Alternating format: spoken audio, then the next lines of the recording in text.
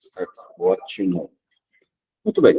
Já startamos aqui a gravação, então vamos lá. Bom, só retomando um pouquinho aí para contextualizar, né? Hoje a gente vai estar discutindo algo que é vital, fundamental hoje, né, no mundo que nós vivemos, que são os fundamentos das redes de computadores.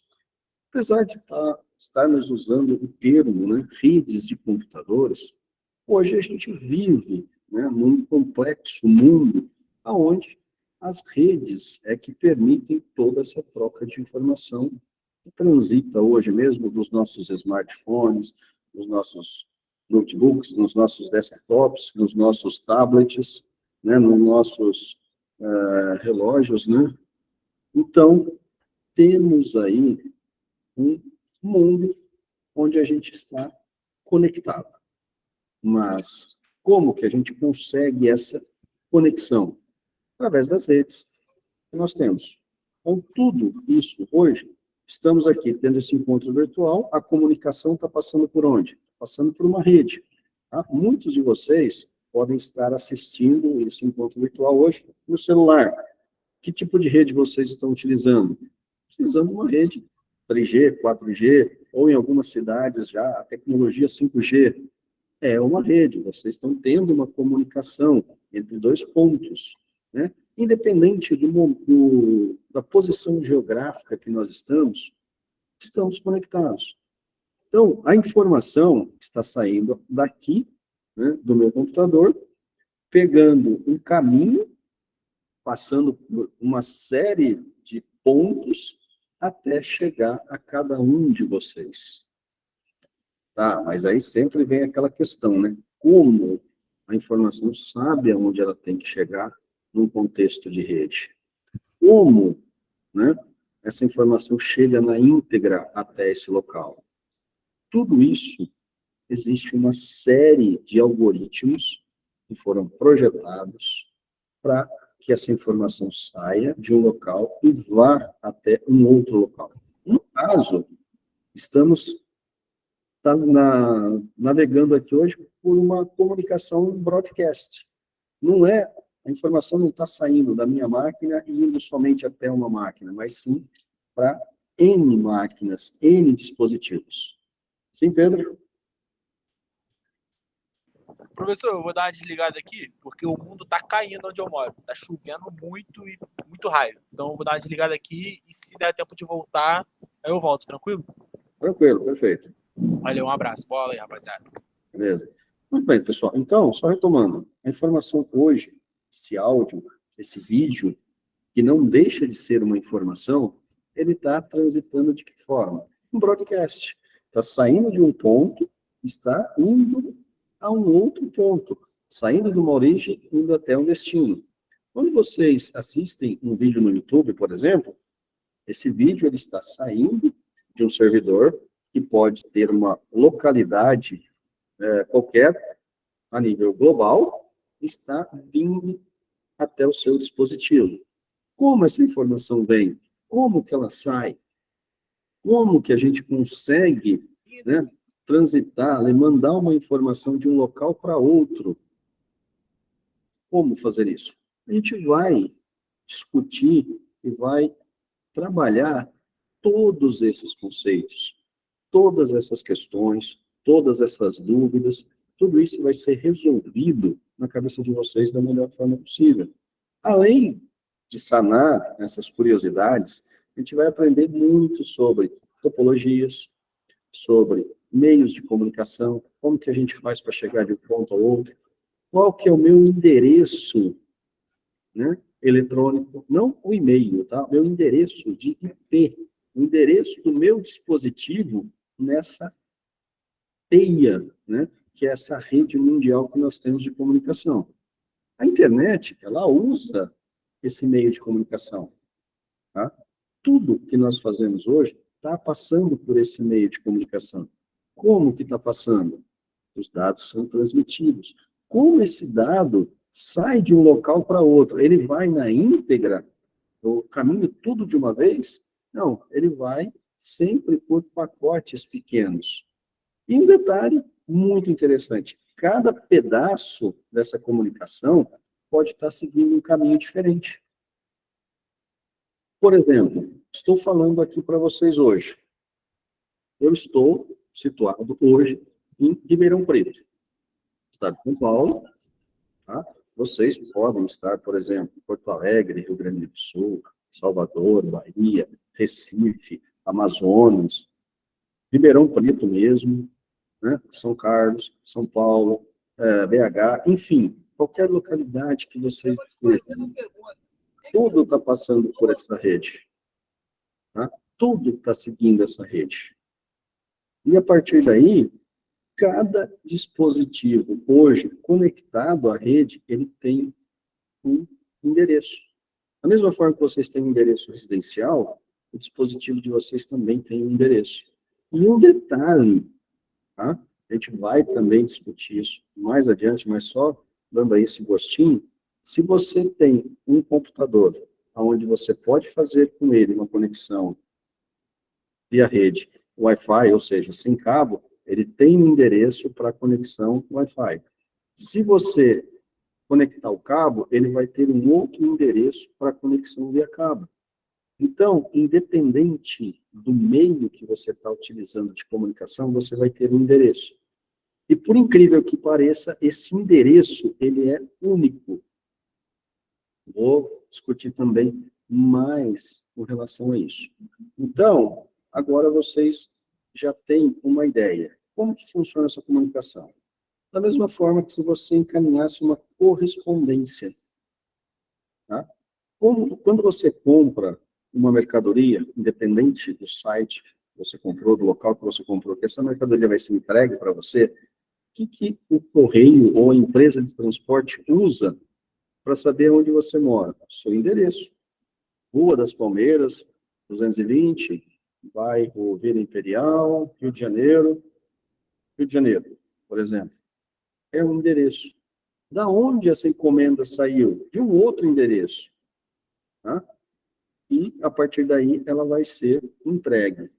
O mesmo processo que essa encomenda faz para poder sair da origem, para ir até o destino, ele pode também passar por vários entrepostos dessa transportadora.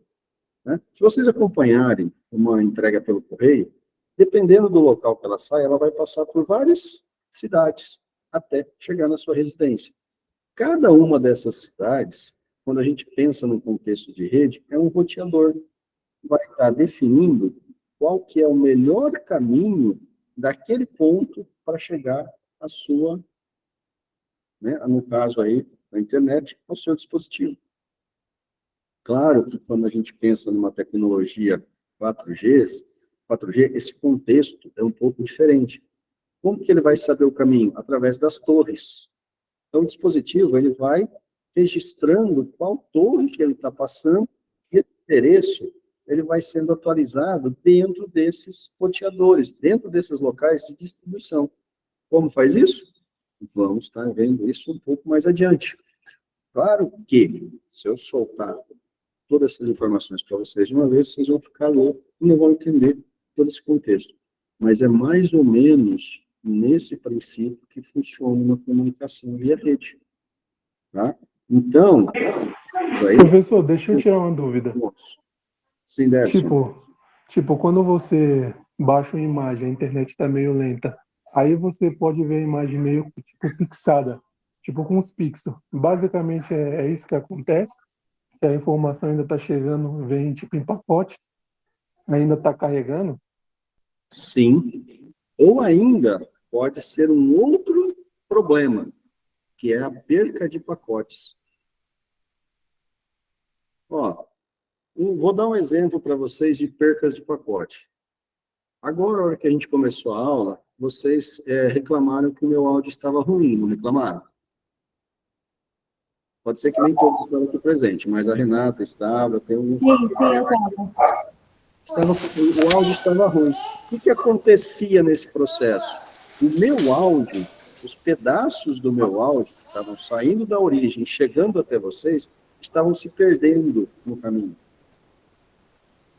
Por quê? Porque deu algum problema na rede, deu algum problema de comunicação, tá? Ele se perdeu. Então, esse é um outro ponto que a gente vai aprender lá na frente. Quando a gente transfere essas informações de um local para outro, existem duas formas da gente fazer isso. Eu tenho a obrigatoriedade de entregar todos os pacotes. Ou eu tenho a obrigatoriedade de encaminhar os pacotes. Se eles vão chegar ou não, não me interessa. Então, são dois processos que podem acontecer.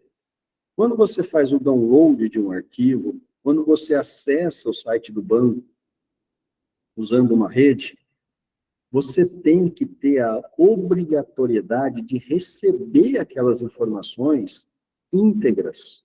Por quê? Se você está fazendo o download de um arquivo e algum pacote desse arquivo se perde, automaticamente esse arquivo se corrompeu. O que acontece? Você não vai conseguir abrir esse arquivo. Se for um arquivo zipado, você não vai conseguir descompactar. Tá? Então, essa é um algoritmo, é um protocolo, e ele obriga que a informação seja entregue.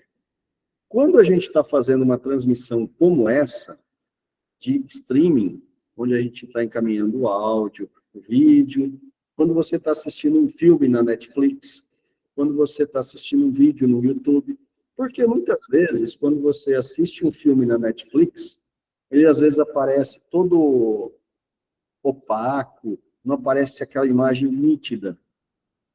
Por quê? Esses pacotes que estão sendo enviados não estão chegando até a sua televisão. Só que como não existe essa obrigatoriedade de entregar o pacote, então ele distorce a imagem. Por quê? Ficou um pouco ofuscado, porque faltou um pacote para deixar ele mais nítido.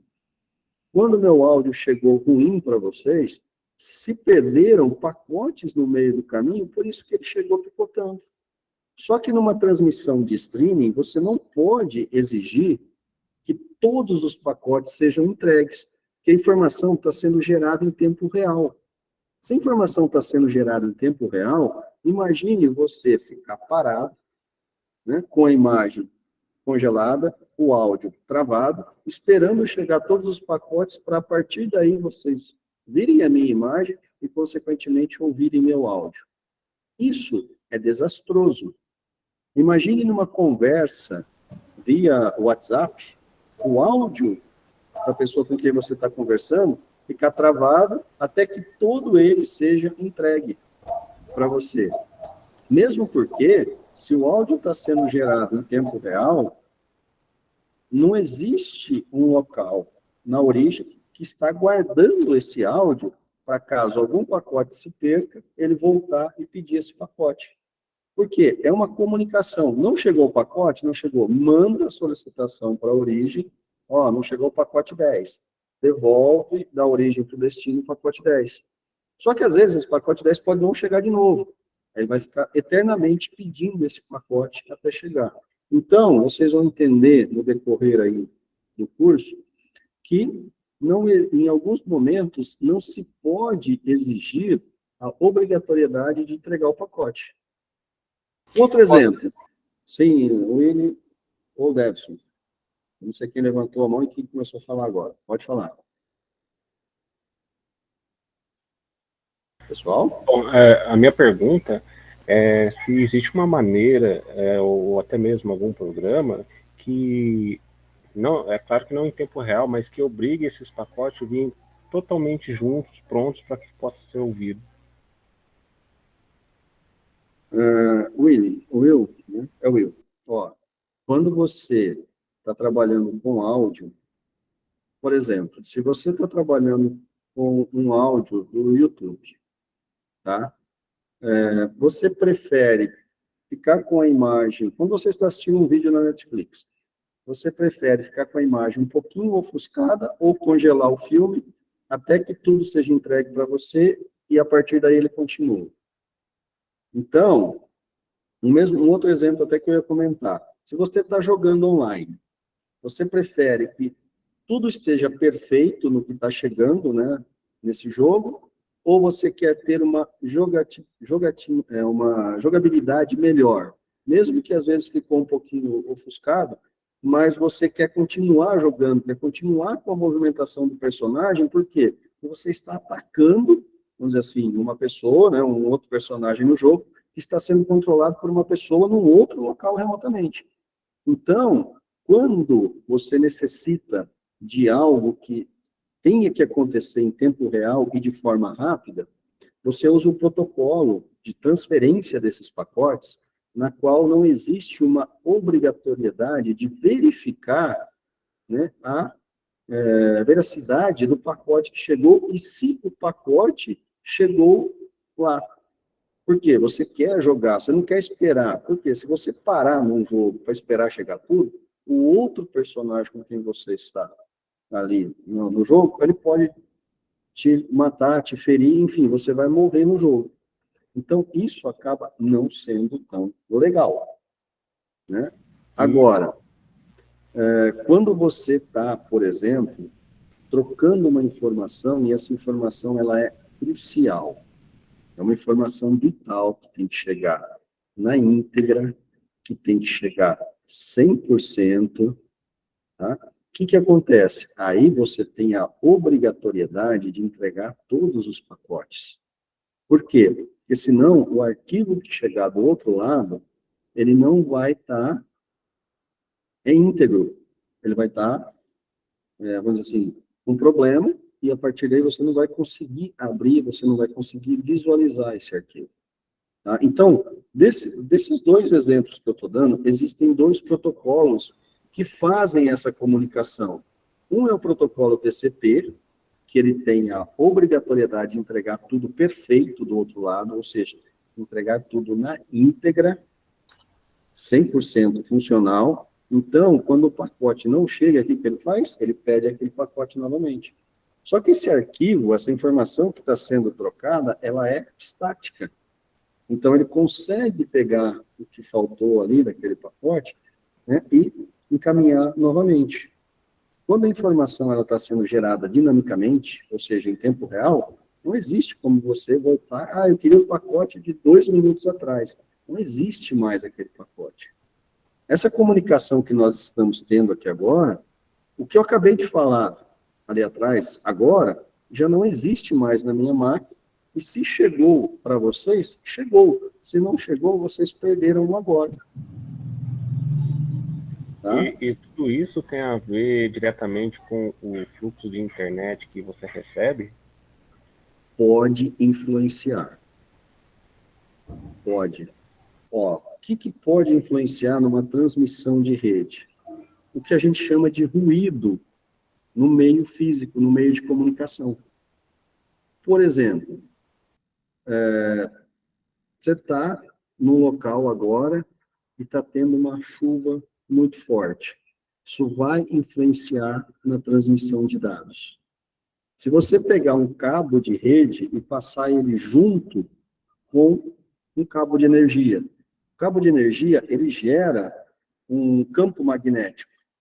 Se for um cabo de rede simples, esse campo magnético vai influenciar na transmissão dos dados que estão acontecendo. Consequentemente, se começa a gerar ruído, tá, nessa transmissão, os pacotes começam a se perder. Um outro princípio também, que pode causar essa perda de pacote, é o seguinte: eu não estou trabalhando numa rede local. A gente está agora, como a gente está aqui, usando uma rede maior, uma distância maior. Então, cada uma das rotas que esse pacote está chegando, ela pode estar sobrecarregada. Ela pode estar congestionada. Em algum roteador, que a gente vai estar discutindo um pouco mais na frente o que é e como funciona, ele pode estar sobrecarregado e esses pacotes começarem a ficar na fila. Então, o que acontece? Como eu disse, às vezes você está mandando um arquivo e esses pacotes desses arquivos, eles seguem vários caminhos diferentes até chegar à origem, até chegar ao destino. Pode ser que um pacote foi por um caminho e está congestionado, ele vai ficar engarrafado. A partir daí, ele não consegue chegar até a sua máquina. mas sua máquina está sentindo falta daquele pacote na hora de montar o arquivo. E ela fica encaminhando por outra rota o pedido desse pacote. Só que, às vezes, está tudo tão congestionado, tudo está tão lento, está com tanto problema de comunicação nessas rotas, que o pacote que saiu da origem para o destino não chega, e a solicitação que saiu do destino para a origem de um novo pacote também não chega. Então, as coisas ficam conturbadas nesse caminho, congestionadas. Imagine, trazendo para a realidade, São Paulo, com chuva, e você parado no trânsito. Está tudo congestionado, não vai nada para lugar nenhum. Então, todas as rotas, todas as ruas estão paradas, estão congestionadas. Não tem como o pacote transitar, ser enviado, ser recebido num caos como esse. Tá? Então, a gente tem que tomar muito cuidado com isso. Quando a gente pensa numa rede local, a gente tem que tomar cuidado também com esses congestionamentos, com esses problemas que podem acontecer. E quando a gente pensa numa rede mundial, aí já existem equipamentos, hardwares, configurações que ajudam a estar melhorando todo esse processo. Ok? Não sei se eu consegui responder para vocês aí, pessoal. Sim, entendi. Eu ia dar um exemplo, tipo, igual ontem na aula do professor Juliano, a gente teve que cancelar a aula, porque estava congelado, a gente não estava ouvindo o áudio. Aí eu ainda falei, algum colega falou para mim reiniciar, configurar. Eu configurei, só que eu estava conseguindo saltar tudo inteiro, ninguém. Aí ele remarcou a aula, a gente não conseguiu fazer a aula. Sim. O que aconteceu? Um conjunto, provavelmente, eu conversei com o Juliano ontem à noite, foi um conjunto de problemas aonde? Na transmissão. Isso mesmo. Da cidade que ele estava. Às vezes o problema não está generalizado, o problema está num determinado local. Só que isso acaba influenciando numa transmissão completa.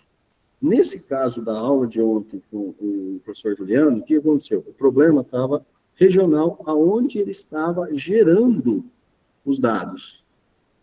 O restante da rede estava funcionando perfeitamente. Mas, por exemplo, se a gente está nessa comunicação agora, ela está passando, a informação está saindo aqui de Ribeirão Preto, pegando uma rota e indo aí para São Paulo, enfim, aonde vocês estão. Nesse meio do caminho, o pessoal vai lá e faz o quê? Corta a fibra ótica, que é o cabo principal de transmissão dessa informação. O que vai acontecer? A conexão cai. A conexão cai por quê?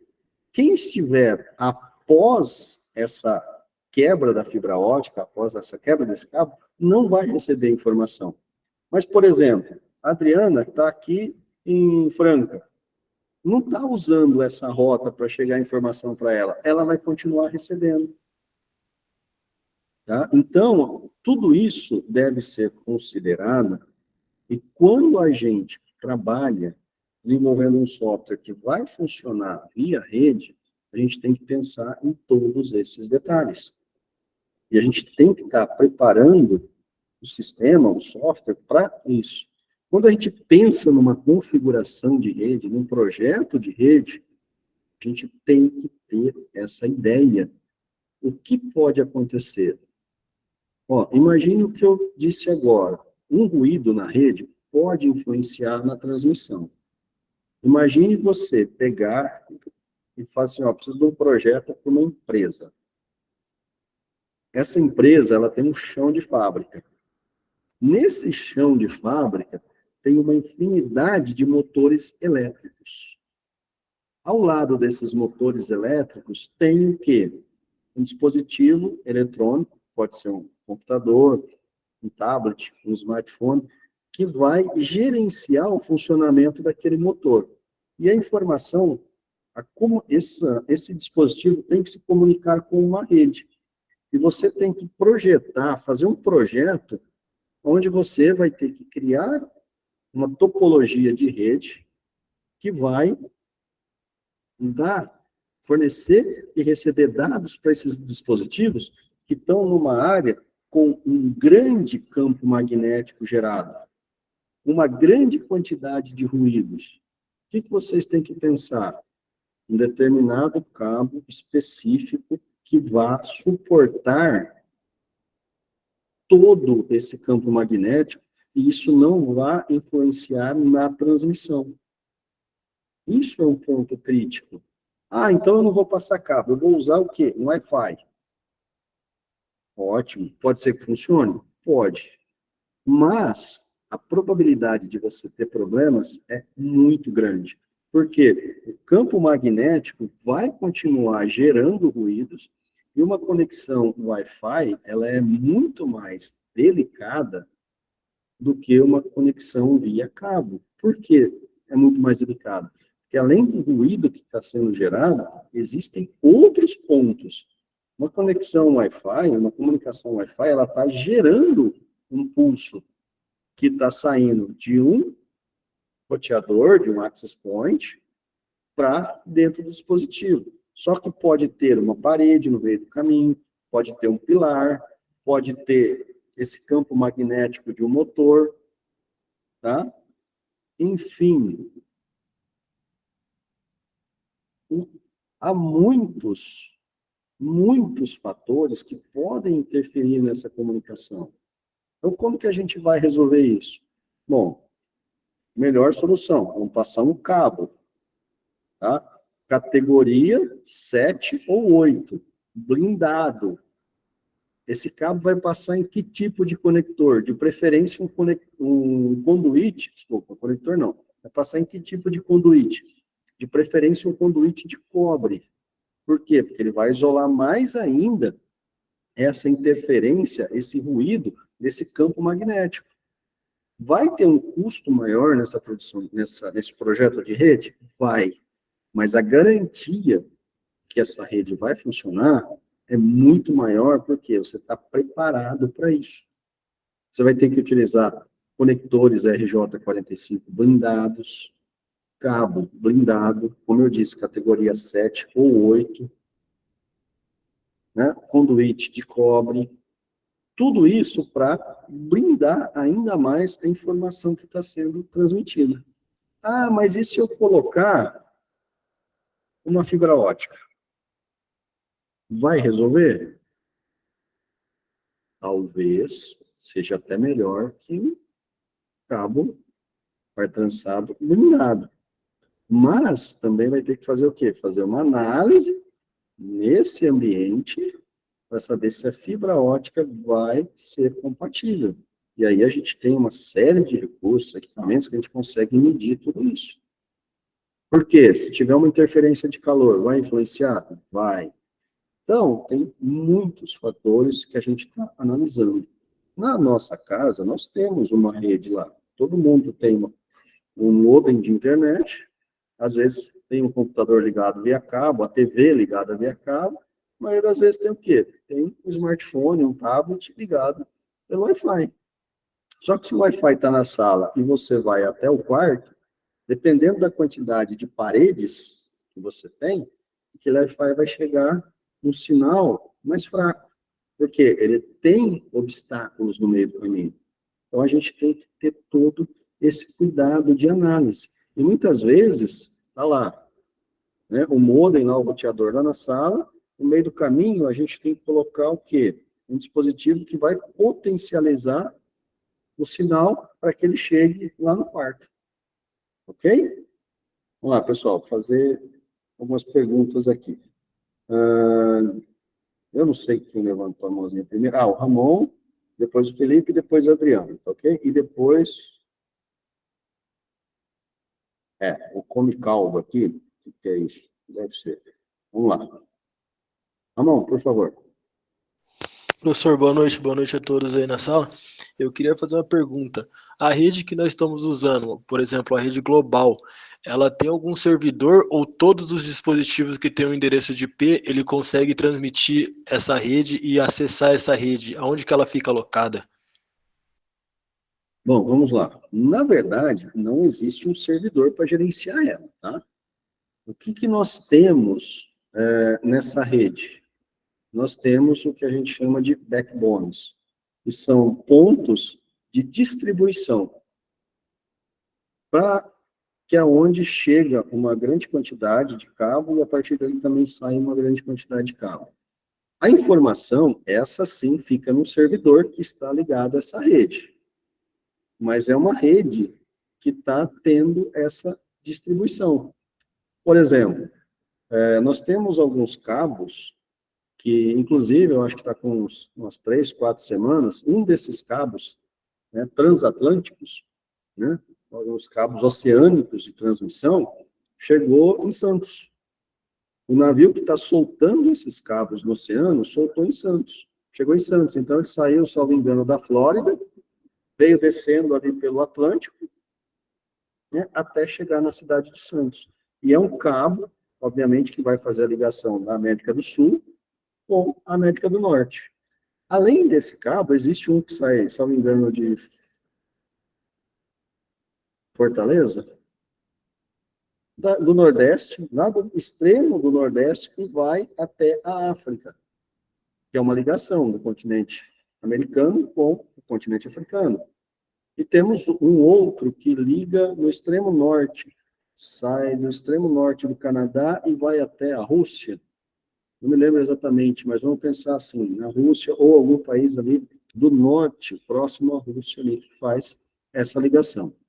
Peço desculpa que eu não me lembro exatamente todos os países que saem de formas corretas, né? Mas nós temos vários vários cabos que estão ligando tudo isso. Por que não um satélite? Primeiro passo, velocidade de transmissão, e o satélite, ele está em cima na atmosfera. Qualquer campo magnético que esteja embaixo desse satélite vai influenciar nessa transmissão de dados. Um exemplo disso, quem tem Sky? Sky é o quê? O sinal da TV, ou às vezes até da internet, ele chega via satélite, numa antena. Certo? O que acontece? Eu não sei se hoje continua assim, mas há um tempo atrás, o tempo nublou, começou a chover, o pessoal fala, Sky cai.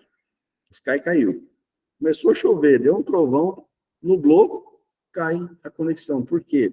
Tem muita interferência eletromagnética que acaba gerando a perca do sinal. E é justamente esse caso, a perca dos pacotes. Tá? Então, quando a gente pensa numa rede global, não existe um servidor para gerenciar ela. Mas os roteadores vão direcionar o caminho que as informações vão seguir. Tá? Então, são esses roteadores que vão fazer isso. Toda vez que vocês pensarem em servidores, pensem da seguinte forma. É um computador, é um mainframe, enfim.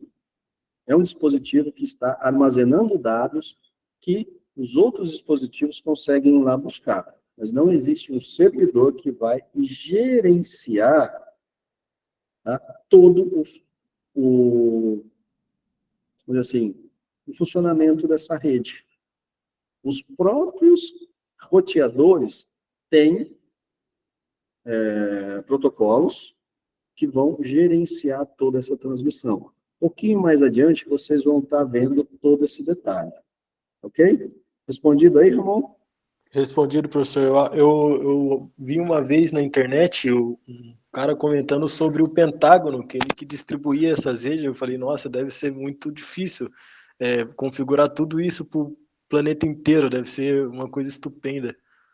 Na verdade, pensando nessa questão da internet, tá?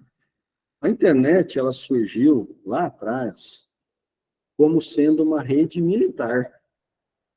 E uma rede militar descentralizada. Então, o que acontecia? Eles tinham vários servidores e aonde acontecia uma replicação de informações nesses servidores. Tá?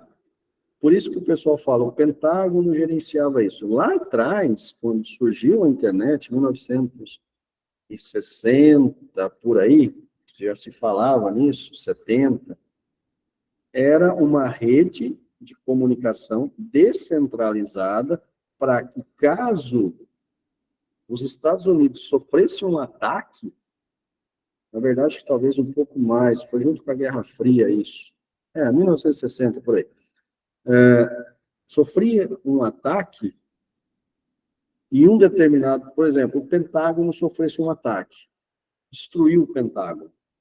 Mas espera aí, a rede militar continuaria funcionando, por quê? Porque ela estava descentralizada. Tá? E é esse o contexto da internet. Não tem hoje informações somente num lugar. Essas informações elas estão descentralizadas e por mais que você destrua algum ponto ali, tem outros pontos que essa informação continua, né? E a rede continua funcionando. Se eu destruir um roteador, né, vai ter outras rotas a serem seguidas. Se eu cortar um cabo transoceânico, vai ter outros cabos que vão funcionar, que vão atender a demanda. Claro que o processo pode demorar um pouco mais? Pode. Por quê? Porque vai gerar um congestionamento. Porque você tem, por exemplo, 2, 3 cabos que a informação pode passar. Você perde um, serão somente 2 que poderão ser utilizados. E a partir daí, você vai ter, né, esse gargalo de banda, porque é muita informação tentando passar num lugar só. Acontece o quê? Um afunilamento, né, onde as informações vão ficar exprimidas e é claro que vai ter uma prioridade aí para que cada um possa seguir. Ok? Mas essa questão que o Pentágono gerenciava é justamente por quê? Porque quando surgiu, né, o primeiro modelo, né, dessa internet que nós temos hoje era uma rede militar americana, descentralizada de informações e aonde, obviamente, tudo continuaria funcionando caso algum local fosse destruído. Ok? Ok, beleza, professor. Muito obrigado. Maravilha. Felipe? Sim, professor, boa noite. A minha dúvida é a seguinte. O senhor explicou aí a respeito dos pacotes e usou um exemplo da Netflix. Eu queria saber, por exemplo, né, o meu curso é ADS. Eu quero saber se tem como a gente restringir, dizer que os pacotes eles só podem chegar se forem completos, via código. Isso é possível? Na verdade, quando a gente faz uma transmissão de informação via rede, a gente simplesmente pega a informação, né? A gente pega essa informação e, a partir daí, ela vai passando por várias camadas até gerar os pacotes, e aí, dependendo do processo que você escolha para a transmissão desses pacotes, ele vai implementar um contexto de segurança ou não, que vai garantir a entrega desses pacotes ao destino. Então, tudo isso é configurável, você consegue definir. Quando a gente cria, por exemplo, um programinha de chat, entre 2, 3, 4 pessoas, nós conseguimos definir qual que é o protocolo que vai ser usado para transmitir esses dados. Eu quero velocidade, a gente usa o DP. O DP tem uma série de controles de garantia que são desligados. Não, eu quero a garantia que tudo vai ser entregue. Então, a gente usa um protocolo TCP. E, a partir daí, ele é enviado nesse protocolo TCP. Tá? E aí, ele vai ter a obrigatoriedade de ser entregue. Tá? Então, você consegue estar programando, porque você consegue, numa conexão de uma origem para o destino, definir qual que vai ser os protocolos, que serão, na verdade, né, os protocolos que serão utilizados, e aí você escolhe e define os protocolos que garantem a obrigatoriedade de entrega desses pacotes. Caso o pacote não chegue, esse pacote ele é solicitado novamente, tá, para que aí ele seja enviado. Ok? Respondi aí, Felipe? Maravilha. Adriana? Boa noite, professor. Boa noite a todos. Eu tenho uma dúvida quando o professor estava falando a respeito de fibra ótica.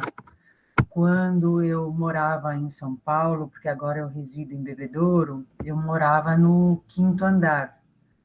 E a nossa família pediu para colocar fibra ótica, né? foi instalada a fibra ótica e tal, só que o que explicaram para a gente? Que, como a gente morava no 5º andar e era muito alto, o sinal não subia. E nos contaram também, pelo fato de ter muitas paredes no apartamento, o sinal não chegava ao ponto no qual nós estávamos utilizando o pacote da internet, no caso, né, da fibra ótica. Bom, vamos lá. Eu não sei agora se eu dou risada ou se eu choro. Podia mandar instalar de cima para baixo, né, professor, para ver se descia. Ó, pessoal, vamos lá.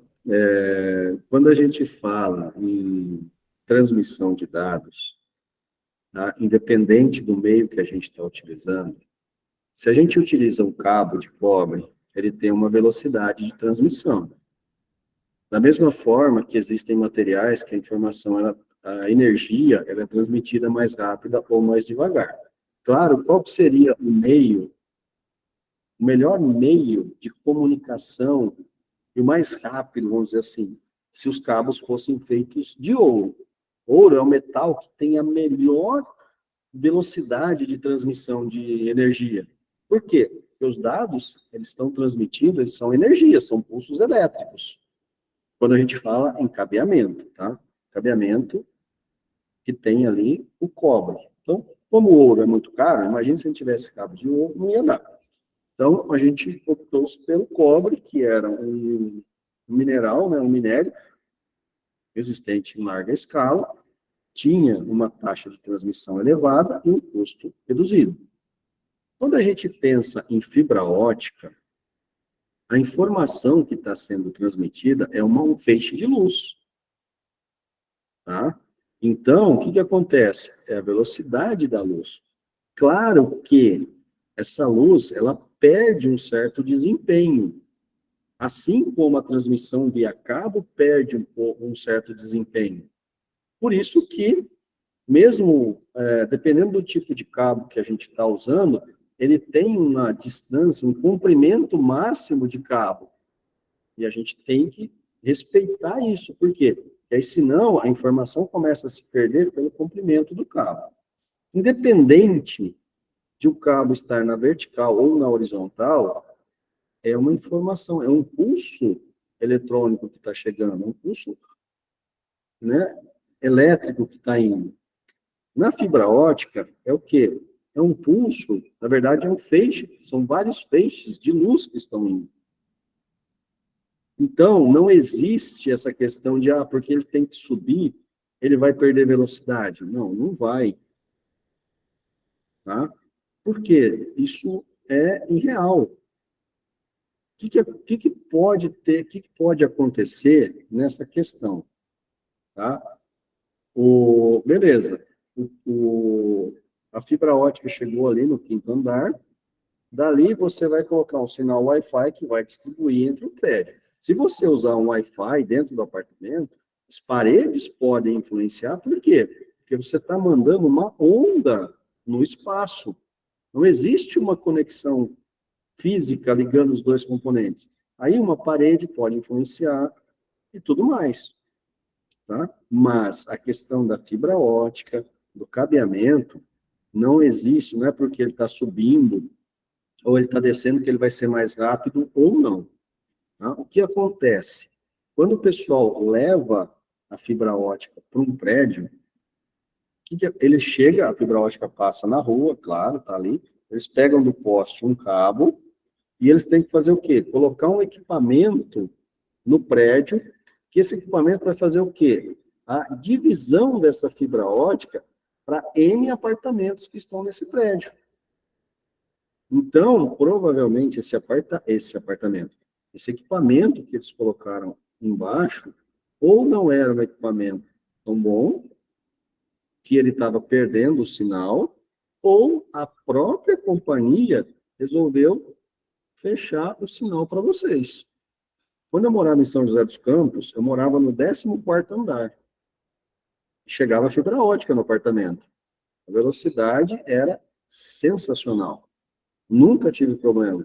Então, Adriano, essa questão de, porque está subindo ou está descendo, vai influenciar? Não vai. Ou então, eles passaram esse cabo no local que eles não poderiam passar. Que aí, o ruído gerado, de alguma forma, em volta desse cabo, estava prejudicando o sinal.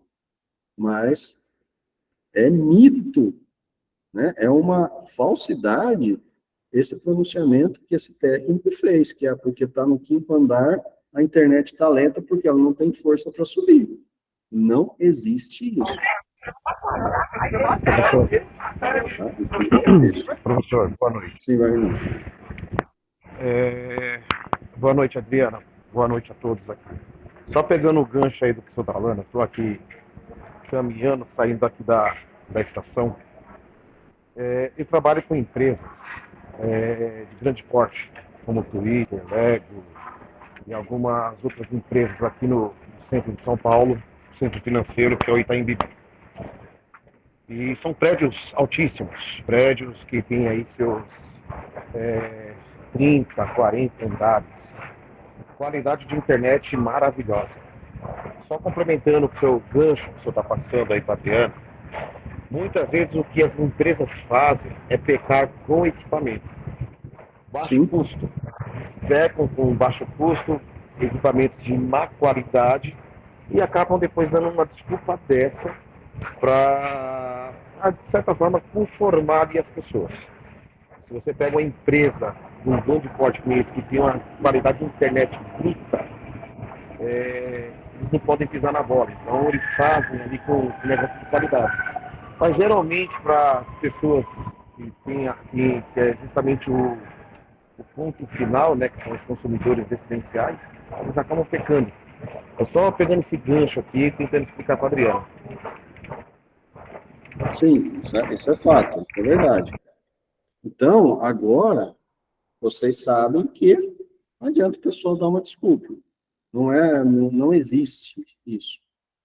Tudo bem, se você está, vamos pensar assim, 20 quilômetros da cidade, você vai passar uma fibra ótica nesse local, você vai ter que ter o quê? De distâncias em distâncias, você vai ter que colocar um dispositivo. O que ele vai fazer? O sinal vai chegar, ele vai dar um ganho no sinal e vai disparar o sinal para que ele continue. Passou um tempo? Continuar, para que ele continue. Se vocês olharem... Repetidor, professor? Os repetidores, vai precisar tipo de um repetidor. Claro que a fibra ótica é um pouco diferente, tá? Às vezes não tem nenhum nome de repetidor, tem um outro nome que ele vai estar encaminhando isso. Tá? Ele vai dar um ganho para que a informação continue. Ô, professor, rapidão. Agora, só uma curiosidade, falando assim a questão do Wi-Fi. Como o carro, andando, pega o Wi-Fi como? É uma programação? Renato, você diz, por exemplo, numa rodovia que tenha sinais de internet? Na verdade, o que ele está fazendo? Quando você tem postes com sinais de internet, você tem ali o quê? Um AP, que a gente chama de Access Point. E ele é configurado para que a hora que o carro tem um dispositivo do Wi-Fi, que ele está pegando esse sinal, então o que acontece? Você tem um poste aqui e outro poste aqui. O carro está passando, a hora que o sinal de um poste começa a ficar lento, ele já muda para pegar o de outro. Porque o outro sinal já está entrando. Então, ele vai trocando, né, do poste, né, do AP, durante esse caminho. É o mesmo ponto que é utilizado na tecnologia 4G, 3G, 5G. O que a gente tem? Nós temos as torres de celulares. Então, por exemplo, eu estou aqui em Ribeirão Preto, digamos que aqui a 10 quilômetros tem uma torre. Daqui a pouquinho eu vou sair para ir para São Carlos. Então, o que acontece? Eu estou no meu Wi-Fi aqui, eu estou no meu 3G, no meu 4G. A hora que essa torre de Ribeirão começar a ficar longe, o sinal começar a ficar fraco, vai entrar o quê? O sinal de uma torre que tem no meio do caminho. E aí, automaticamente, ele vai trocar de torre e vai pegar a torre mais próxima, que tem um sinal mais forte. Nessa brincadeira de trocar de torres, ele começa a gerar informações que ficam distribuídas na rota para que qualquer mensagem que chegar para mim no celular, usando o WhatsApp, por exemplo, ele já vai saber que eu não estou mais na Torre de Ribeirão. Eu estou na torre, por exemplo, do meio do caminho. Vou pegar cidade, não tem nenhuma cidade no meio do caminho aqui. Mas digamos que ele pegue a torre que está ali em Cravinhos. A hora que eu sair da Torre de Cravinhos, que eu pegar a Torre de São Carlos, uma outra mensagem que mandarem para mim, ele já vai encaminhar para a Torre de São Carlos, para a Torre de São Carlos enviar para o meu celular.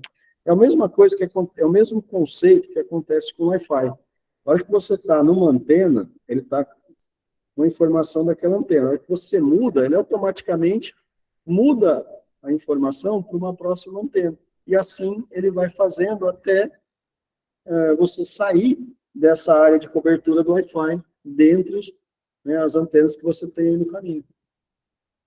Descendo de São José dos Campos para Caraguatatuba, a rodovia ali dos Tamoios, ela é toda equipada com antenas de Wi-Fi, desde São José dos Campos até Caraguatatuba. Tá? Então, o que acontece? Ele pega a primeira antena, você conecta na primeira antena. Automaticamente, a hora que o sinal da primeira antena ficar fraco, ele vai buscar o quê? Uma antena mais próxima, ele vai pegar o da segunda antena. E assim, terceira, quarta, até chegar lá embaixo. Só que nessa mudança de antena, vai ficando registrado a nova antena para a informação sair e para a informação chegar. Ele vai se mantendo conectado e atualizado. Tá? Quando você está, como veio o exemplo aqui que subiu a mensagem aqui, pessoal, às vezes eu consigo ler a mensagem, às vezes não, tá? Na telefonia, né? Hoje são poucas as vezes que a gente acaba tendo aí, pagando quando a gente está roaming ou não. O que acontece? Quando você entra em roaming, você está saindo da sua área de cobertura. Né? Antigamente a minha área de cobertura era o quê? O estado de São Paulo. Se eu saía do estado de São Paulo, eu já estava fora da área de cobertura. Por quê?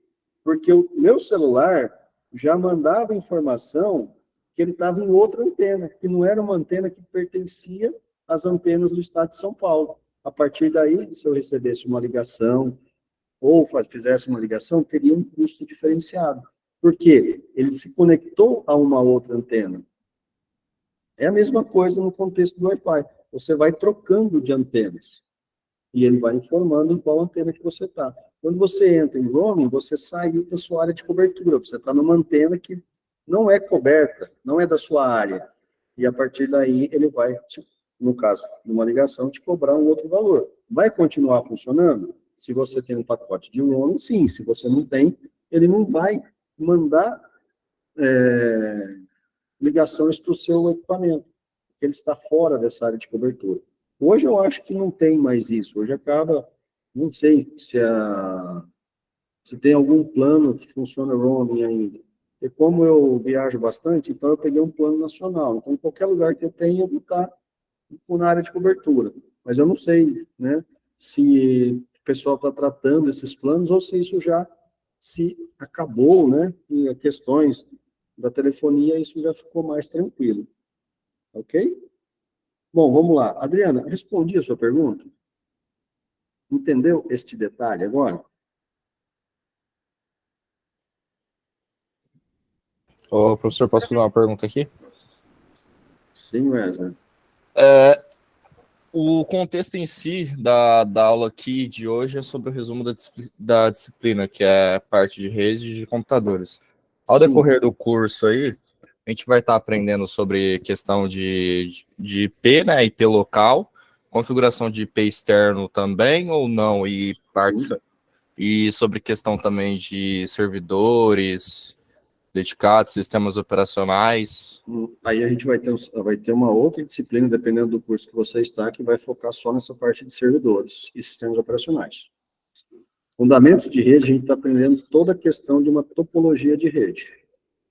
Tá? Sim. A intenção hoje era mostrar o quê? Os conceitos básicos, foi isso que a gente foi discutindo, os tipos de rede LAN, rede MAN, né, rede PAN. Então, Entendi. algumas topologias que vocês viram ali, né? E, consequentemente, discutir um pouco sobre essa questão da transmissão, que, de certo modo, informalmente, nessa conversa que a gente teve aqui, eu fui explicando para vocês toda essa parte, né? Falei dos hosts, dos roteadores, Sim. né?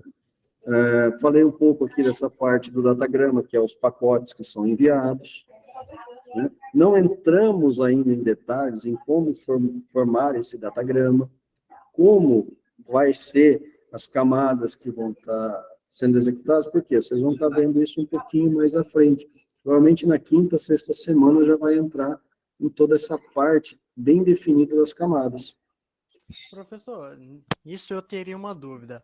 No encapsulamento de dados dentro do computador e no envio, que software seria usado para enviar eles? Tipo, dentro do sistema operacional. Como se envia os dados? Na verdade, o que acontece?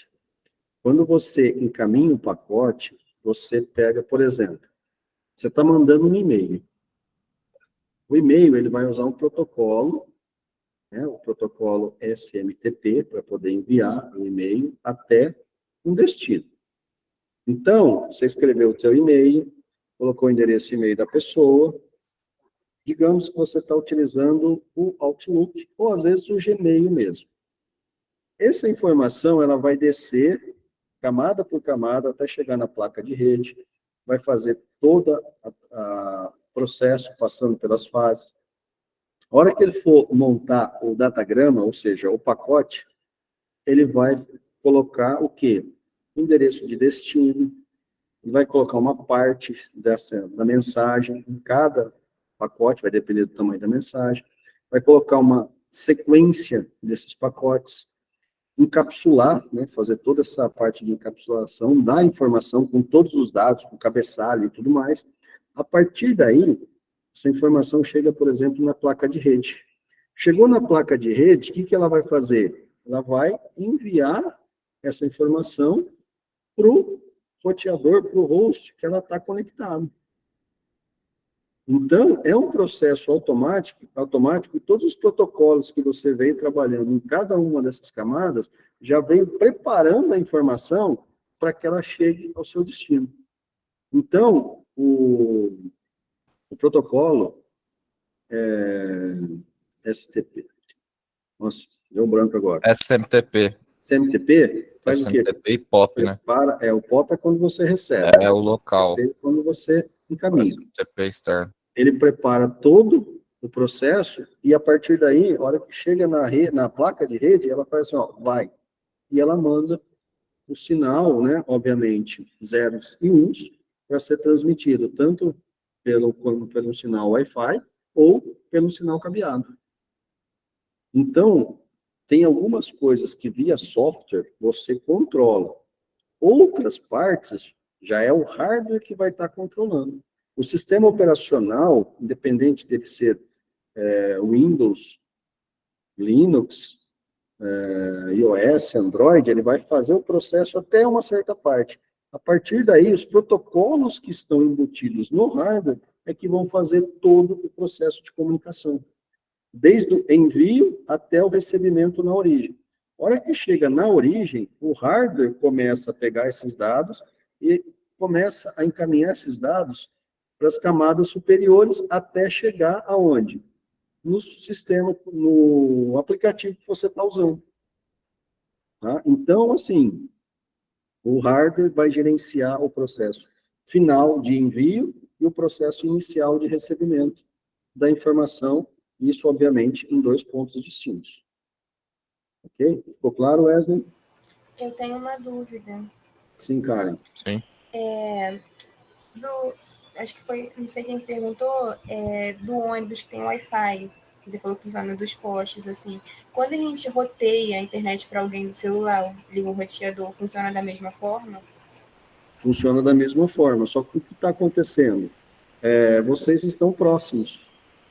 Então, se você está dentro de um veículo em movimento e você faz o roteamento do seu celular, o outro equipamento que está conectado ao seu celular, eles estão caminhando juntos. Então, como a distância não se altera, ele vai sempre continuar conectado. Agora, se você se afastar muito, o que vai acontecer? O sinal vai ficando cada vez mais fraco, e aí, como não tem um outro dispositivo para ele pegar essa conexão, ele perde o sinal e ele fica desconectado. Ah, entendi. Em relação aos cabos, que eu não entendi muito bem, tanto esses oceânicos que o senhor falou, e o de Wi-Fi, tem o de cobre, de ouro, como que eles funcionam e qual a diferença deles, assim, sabe me dizer, assim? Não, o Wi-Fi é uma comunicação, é uma onda no espaço, tá? Quando você fala em conexão cabeada, hoje a gente usa o quê? O cobre. Por quê? Porque ele é baixo custo, né? E tem uma alta taxa de transmissão. Esses cabos oceânicos é tudo fibra ótica, ou seja, são feixes de luz que vão nele. Por quê? Porque o feixe de luz, ele não vai sofrer o processo dentro do oceano, obviamente que ele está todo blindado, mas mesmo assim não vai ter uma interferência caso aconteça algum processo ali de corrosão. Tá? Então, é tudo fibra ótica e a velocidade é muito maior. Por quê? Fibra ótica, feixes de luz. Cabos trançados, fios de cobre. No caso, esses feixes de luz não é algo físico, então, né? Não, é como você vê a luz hoje. A hora que você acende a luz, sai o quê? Sai um feixe luminoso. Imagine, ó, quando você está na frente da televisão, cara, que você pega o controle. A hora que você aperta o controle, é invisível, mas sai um feixe de luz que sai do controle e vai até a sua TV. Em algumas TVs, embaixo dela ou em cima, tinha sempre uma parte que parecia um plástico. Tá? Então, ali, nessa parte, era onde entrava o feixe de luz que saía do controle. Tá? Feixe de luz que sai dali, e a partir dali, de acordo com o que você vai pressionando os botões, ele vai encaminhando informações diferentes desse feixe de luz, chega na TV, a TV processa, traduz esse feixe de luz, e, consequentemente, o que ela faz? Liga, desliga, muda de canal. Tá? Então, esse feixe de luz, essa conexão URF, é como se fosse uma conexão Wi-Fi, porque a informação está caminhando no espaço, num feixe de onda. No caso, né, esse do controle é uma onda reta, então ela fica batendo na parede até que ela ache o dispositivo ali na TV e faça o processo. Entendi. É esses cabos de Wi-Fi que você falou que tem de que é mesmo? Não, o cabo, não existe cabo Wi-Fi, tá? Não, os cabos oceânicos. Mas esse de bronze, de ouro que o senhor falou? Então, o ouro é um metal de melhor condução de eletricidade, só que ele tem um custo alto, então não existe cabos de ouro. Tá? Hoje o que a gente tem é cabo de cobre, que são os cabos trançados, que são aqueles cabos azulzinhos. No caso, se você tem o roteador de internet, quando o pessoal vem instalar, provavelmente ele trouxe um pedaço de cabo, na maioria das vezes é amarelinho. Aquele ali é um cabo trançado.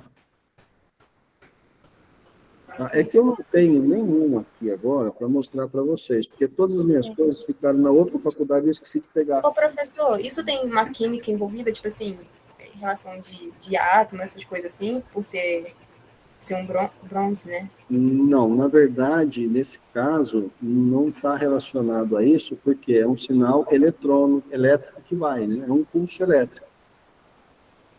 Vocês vão aprender que toda informação que está transitando dentro de um computador é eletrônica, é 0 e 1. 0 vai ser impulso, 1 vai ser um pulso elétrico.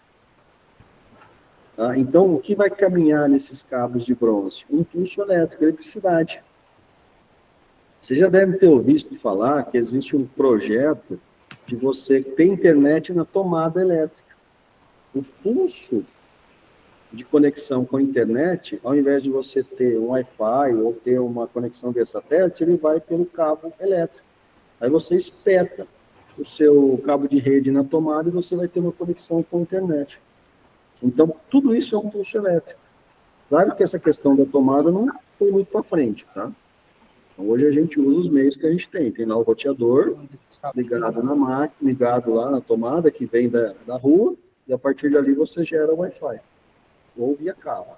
Entendi. Tá falando Tá? desses cabos aqui amarela? Isso, é esse daí mesmo. É.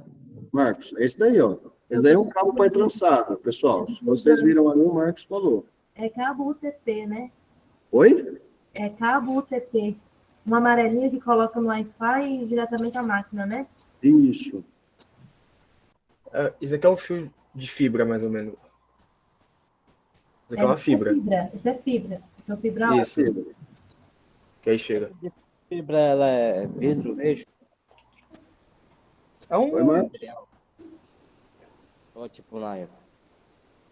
Desculpa, tipo não nylon. ouvi vocês. Ele perguntou se é tipo a malha, se é tipo um vidro ou é um nylon?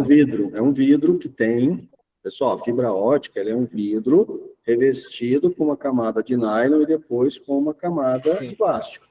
Então qualquer torcida quebra. Não, é um vidro. Se você quer dobrar, tanto que a fibra ótica, ela tem uma resistência. Se você, por exemplo, um cabo par trançado, igual esse daqui, ó. Esse aqui é um cabo onde está passando dados, porque é o cabo do meu fone. Eu posso amassar ele dessa forma aqui, ó. Vocês estão continuando me ouvindo. Se eu pegar e fizer isso daqui com uma fibra ótica, ela quebrou.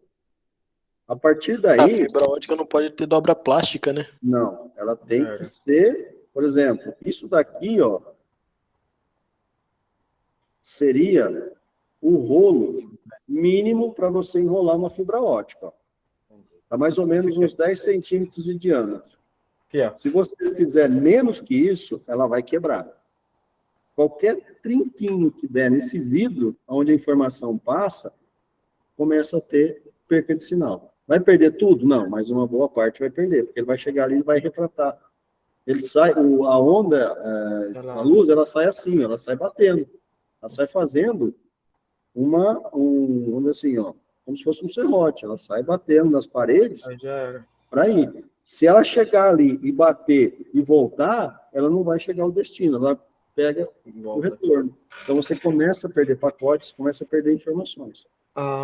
Fibra ótica é mais complicado que você está tratando. A minha dúvida é sobre essa questão de fibra, né? É mais pela parte de... Não dúvida, né? Mas a questão das topologias. A questão das topologias, né? Tem topologia que a gente não usa hoje em dia mais, né? Tipo, por exemplo, anel, barramentos, aí tudo morreu, né? Agora é só a questão mais de árvore e de estrela, né? São essas duas que a gente está usando. Hoje você usa mais uma topologia híbrida aqui. Híbrida? Ah, tá. Ou malha, né? Se a gente pensar na internet, nós temos uma topologia de malha.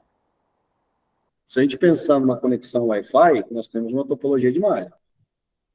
Ah, tá. Na questão tipo, por exemplo, da estrutura onde você está trabalhando, né? Tipo, por exemplo, você vai fazer uma rede local e essa rede local, você vai sempre trabalhar com malha, mesmo sendo uma rede local? Ou não? Tipo, dentro de uma empresa, por exemplo? Não. Por exemplo, Fabiano, se você vai disponibilizar um sinal de Wi-Fi, automaticamente você vai ter o quê? O sinal Wi-Fi vai ser uma rede de malha. Por quê? Porque várias máquinas vão poder estar conectando nisso. As máquinas vão estar conectadas. Dentre uma rede, a maioria das vezes a gente acaba tendo o quê? Uma topologia árvore, né, onde você vai ter o quê? Como eu estou mostrando aqui, ó, os roteadores. Vou pegar um ponteiro aqui para ficar mais fácil. Você vai ter os roteadores. Então, aqui nós temos os roteadores estão ligados, e as máquinas ligadas a esses roteadores. Tá? Então, uma árvore, e é claro que você acaba tendo, em muitos casos, o quê? Uma topologia híbrida. Mas, basicamente, árvore e malha que a gente encontra hoje. Anel, barramento, é muito raro. Só redes extremamente antigas, que a empresa parou no tempo e resolveu não atualizar mais. Entendi. Obrigado. Tá? E hoje, é claro, né? Os roteadores aqui, basicamente, são suítes. E aí vocês vão entender um pouquinho mais ali na frente por que utilizar suítes. Principalmente na velocidade e na definição da rota que esses caminhos vão seguir. questão do switch eu já tenho uma meia noção já. A questão é mais essa dúvida mesmo, porque eu falo, pô, é tudo parecido entre a árvore, né, e a mecha lá, né, que é a que é híbrida, a malha.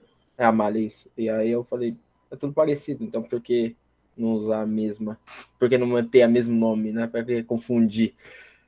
Nesse É caso, porque cada uma tem uma característica mais específica, né? se nesse caso usar só roteador para fazer distribuição sem a internet, por exemplo, de um computador para outro.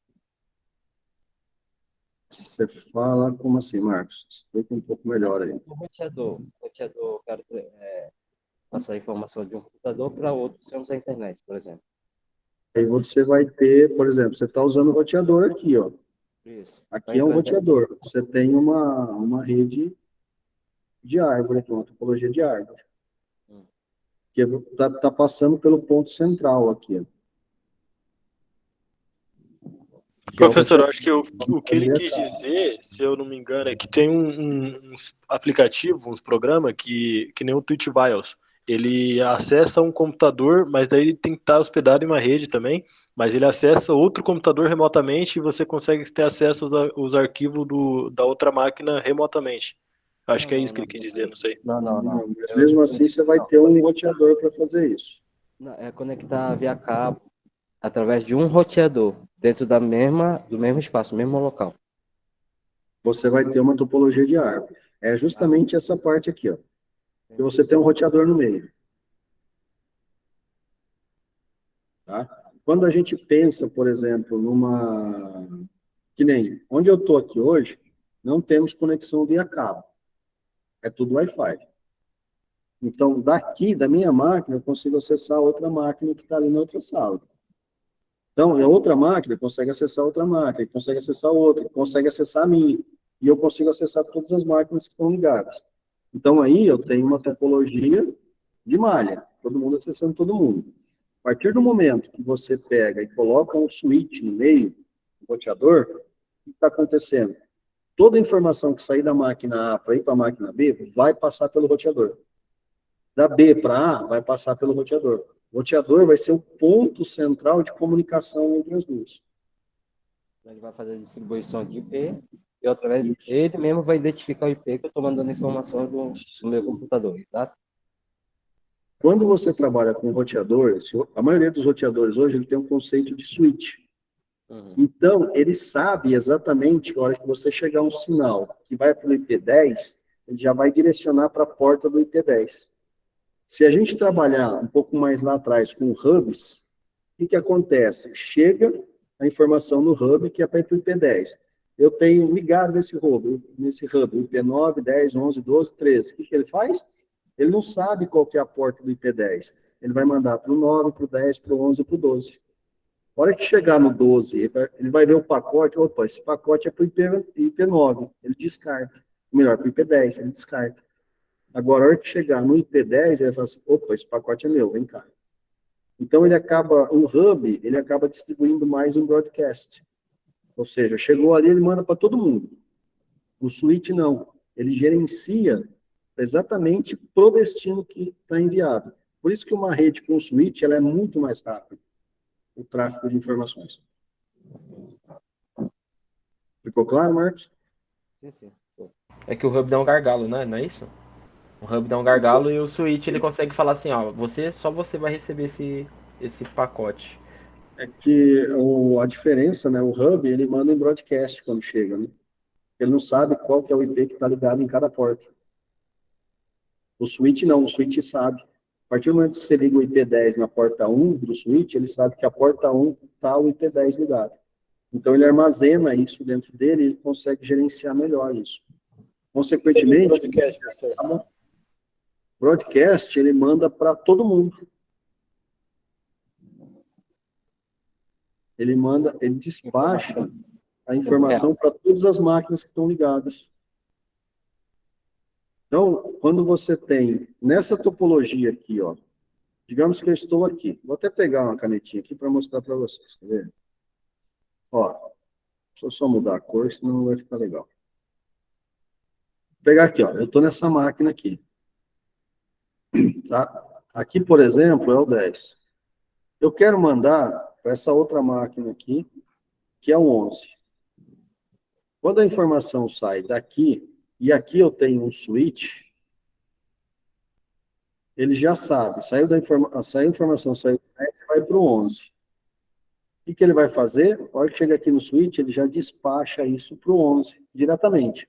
Ele não vai usar a comunicação aqui com, por exemplo, o 9 e com o 8. Agora, quando aqui, nesse switch, é um hub, na verdade, o 10 sai para ir para o 11. A hora que sair para aqui, ele vai mandar para o 9, para o 11 e para mandar para o 8. Por quê? Porque ele não sabe qual porta do hub que está ligado a cada um dos IPs. E o switch tem esse gerenciamento. Tá? Então, essa é o que muda. Por quê? Quando é uma comunicação mais simples, usa um hub. Não, é comunicação que tem dependendo de velocidade. Parte para um switch. E aí você vai ter melhor. Sim, Ramon. Não, entendi. Vou anotar isso. Maravilha, pessoal. Sobre essas coisas portas, ele identifica automaticamente? Ou tem Sim. como configurar também? A gente vai ver que existem duas formas de você configurar o IP numa máquina. Ou ele é um IP dinâmico, ou ele é um IP fixo. Se for um IP fixo, o switch ele já vai registrar aquele IP fixo e vai ficar registrado. Se for um IP dinâmico, quando a máquina é ligada, automaticamente ela manda um sinal para o switch e o switch registra que naquela porta 5 está conectado ao IP 10. Então, aí ele faz esse registro. Ele tem essa tabela de gerenciamento de IPs, de endereços que estão ligados em cada uma das portas. Tipo, se desconectar e conectar de novo, ele vai dar outro IP, né? Se você desligar a máquina e ligar de novo, ela vai pegar um novo IP na rede. A hora que ela mandar o sinal que ela ligou para o switch, vai mandar esse novo IP para lá e o switch vai atualizar essa tabela de portas que ele tem dentro dele. Então, ele tem esse gerenciamento. Entendi. E, tipo, se eu quisesse fazer o gerenciamento, teria que colocar o IP fixo. Então, se você tem como você configurar o switch, tá? Mas você vai definir, por exemplo, não dá para você falar para o switch atribuir um IP fixo para a máquina, porque é o sistema operacional que vai pegar esse IP.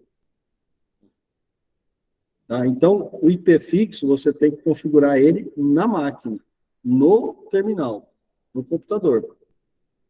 O switch que vai gerenciar isso. O que você pode fazer é restringir a velocidade de algumas portas, tá? Dentro do switch. Vai ficar mais rápido ou vai ficar mais lento a transmissão de dados ali.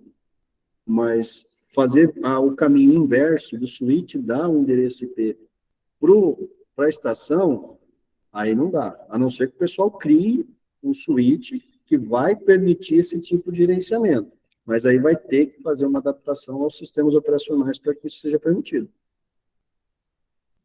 Porque aparece também como bloqueado através do Mac, né? Aí você faz a configuração no switch para bloquear determinados Macs. Por exemplo... Coloca a máquina. Não, aí você vai fazer no switch. Também. Aí, você vai bloquear determinado endereço MAC, você faz no roteador. Por quê? Você vai configurar, se chegar um endereço MAC diferente dessa relação, não dá conexão com a rede.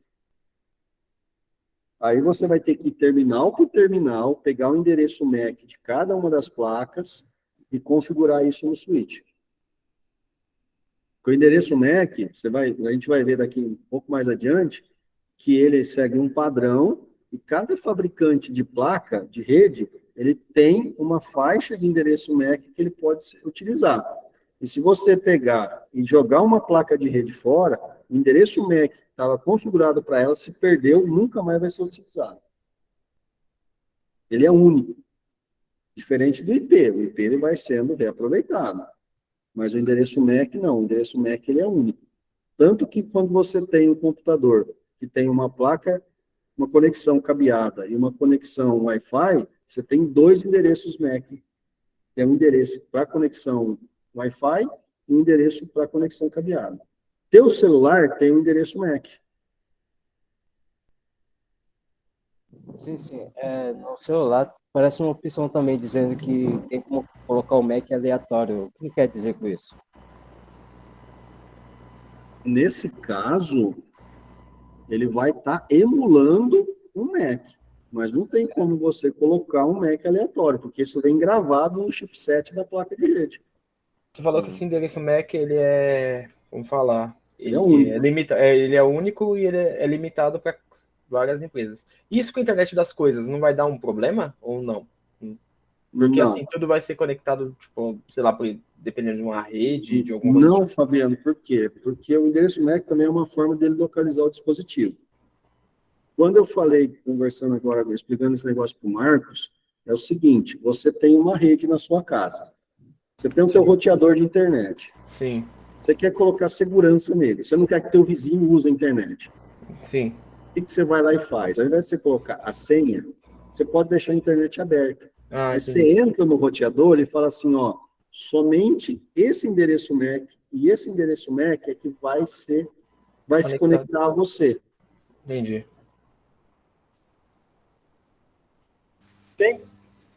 Professor, tem como também você, tipo, que nem tem alguns lugares, por exemplo, eles usam isso para fazer o login no Facebook e fazer o check-in. Tem como configurar isso na residência também, uma rede privada, local? Tem, vai depender do roteador que você tiver para fazer isso. Vai depender do equipamento que você tem para fazer isso. Se teu roteador permitir esse tipo de conexão, você consegue, caso contrário, não. Entendi. Então, isso depende do roteador que eu tenho na residência, no caso, então. Depende do dispositivo que você tem. Entendi.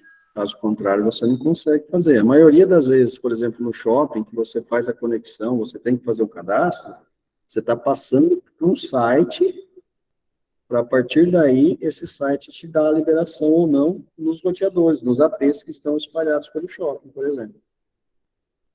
Isso que eu acho engraçado, porque daí você tem acesso à internet para acessar o site, mas você não consegue acessar outros tipos de servidores, no caso, né?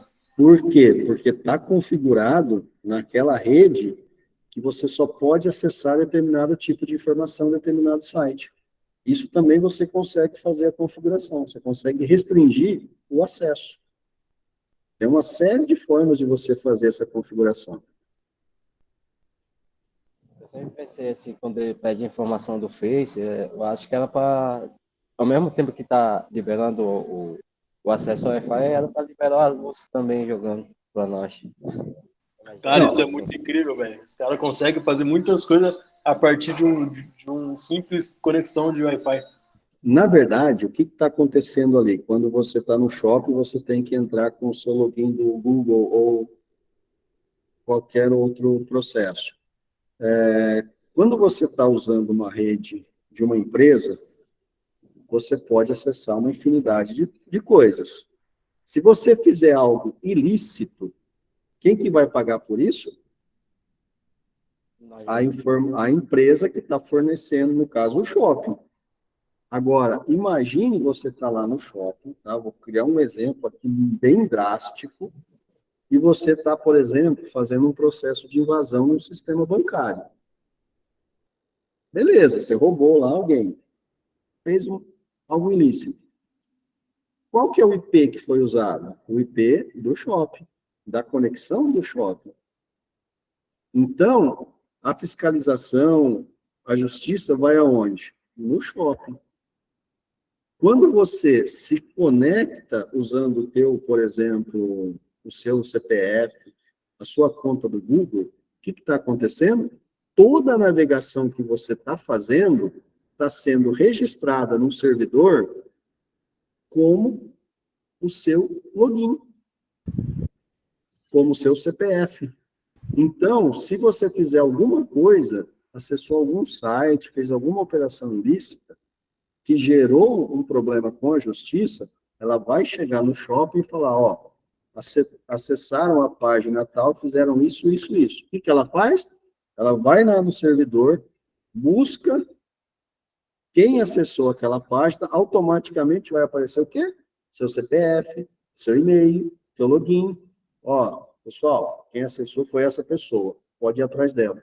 Ou seja, é uma forma da empresa que está fornecendo essa internet para você de graça, ter um respaldo jurídico, sendo que não foi ela que fez aquela operação, mas sim foi esse usuário que estava acessando a rede que estava disponível. Tá? Então, isso são configurações que vocês vão estar fazendo aí. Claro que vai estar lá no servidor, tudo configurado, isso para dar saída. Né? Agora, também vai estar falando, ó, ele acessou isso na área tal do shopping, por quê? Porque ele também tem o controle do access point que permitiu para você aquele acesso.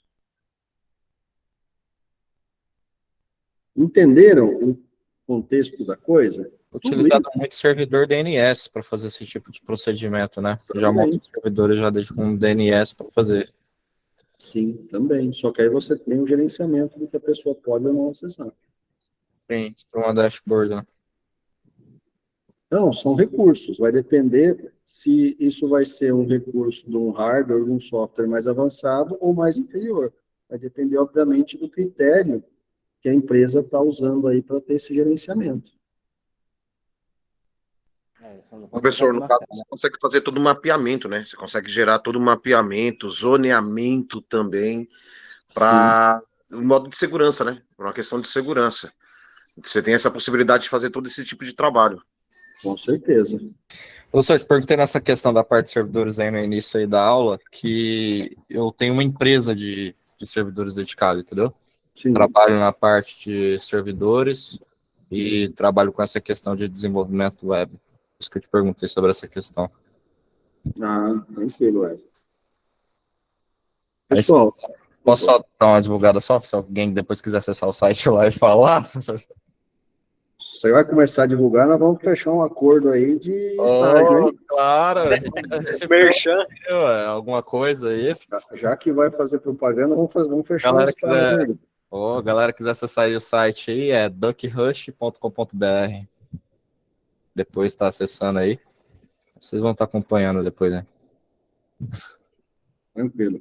Pessoal, ó, a conversa está boa, a gente está tratando bastante assunto, mas vocês têm um outro pessoal de internet das coisas, vou só confirmar aqui, internet das coisas, se não me engano, Big Data, né? Tem mais uma reunião lá, né? Tem mais uma live que está acontecendo lá. A minha, eu acho que essa daqui não é obrigatória a fazer, né? A internet das coisas não é obrigatória a fazer redes, né? É obrigatório fazer o outro lá, não é isso? Não, eu acho que tá. É porque assim, o meu não tá com as datas de. No meu não tá com aquelas datas de cronograma lá. O meu é 2 cursos obrigatórios. Ó, deixa eu confirmar aqui agora, ó, com a professora Cristiana.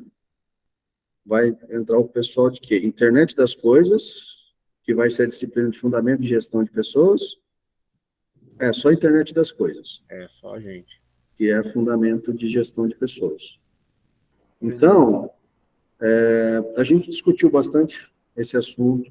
Eu fiz um apanhado geral, obviamente, mais num bate-papo do que vocês viram nessas primeiras semanas, mas a gente pode estar agendando mais alguma coisa no decorrer aí dessas próximas 2, 3 semanas para nos aprofundarmos um pouco mais nesse assunto.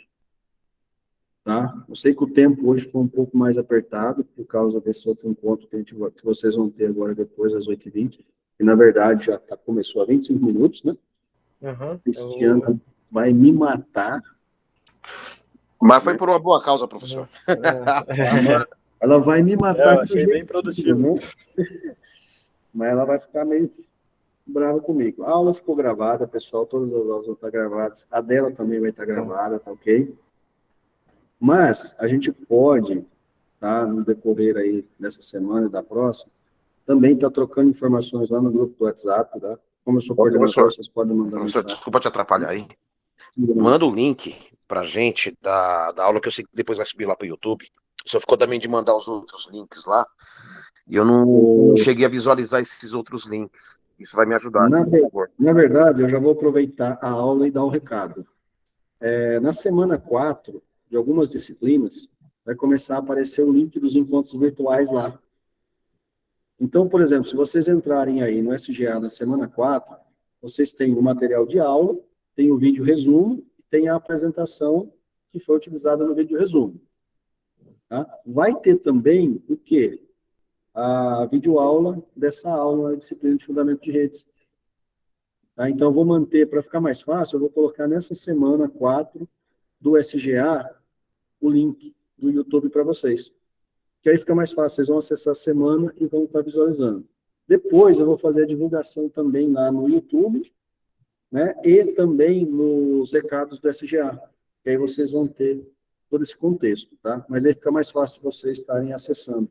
Eu até comentei na terça-feira que eu ia gerar um documento com todas as videoaulas e passar para vocês. Mas aí a gente teve a ideia de divulgar isso no SGA, porque aí fica mais acessível para todo mundo. E fica tudo focado num lugar só e vocês vão ter sempre acesso a essas informações. Perfeito, perfeito. Ok?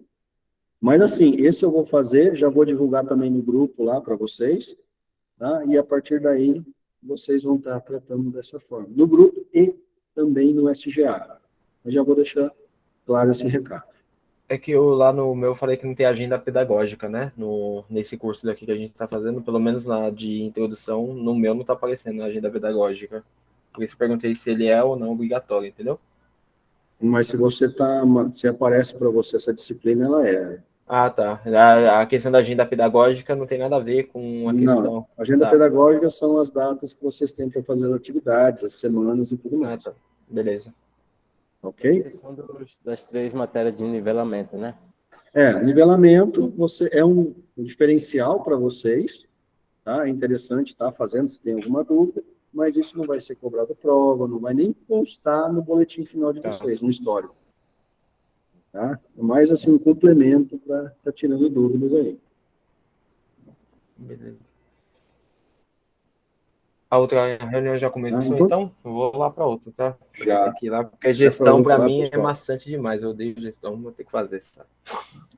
Vai ter que fazer, não tem acordo. Vou lá. Mas vocês saberiam me dizer onde está o link dessa aula, que eu não estou achando? O link da gestão? É, exato. Você está no grupo já ou não? Eu só estou no ADS. Não, então do ADS não tem, porque essa não é de vocês, é só para a internet das coisas. Então. Vou lá, fui, tchau. Beleza, Fabiano, abraço aí. Abraço. Valeu. Pessoal, a gente vai terminar por aqui, mas só para o pessoal que saiu não ficar perdendo aí. Mas a gente volta a tratar desse assunto, e se vocês tiverem alguma dúvida, vão mandando para mim. E a gente pode até criar um fórum também ali no SGA para estar discutindo um pouco mais sobre isso, sem problemas. E se necessário for, a gente faz um novo encontro para estar aprofundando, discutindo com mais detalhes, e aí a gente tem um tempo maior. Ok? Beleza, professor. Obrigado, viu? Maravilha, pessoal. Combinado, professor. Valeu, Adriana. Depois a gente vai Valeu, professor. Até a próxima. Até a próxima, pessoal. Valeu, boa noite, galera. Valeu, boa noite. Sucesso aí para vocês. Ótimo final de Boa noite.